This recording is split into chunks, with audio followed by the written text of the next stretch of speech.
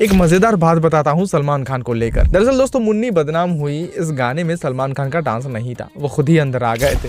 जी हाँ, लेकिन जब वो ठीक भी हो गया कि सलमान खान डांस करने वाले हैं, कोरियोग्राफी के बारे में कुछ भी नहीं पता था। सलमान खान ने एक दिन पार्टी रखा अपने फार्म हाउस में और वहाँ पर उसके कुक और उसके ड्राइवर भी थे और वहाँ पर मुन्नी बदनाम हुई गाना लगा दिया और फिर नाचने लगे। कुक और ड्राइवर ने जिस तरीके का नाचा, सलमान खान ने नोटिस किया, भाई ये तो मजेदार डांस है, और उसी को भाई एकदम कॉपी करके सिनेमा में डाल दिया और हिट हो गया भाई गाना।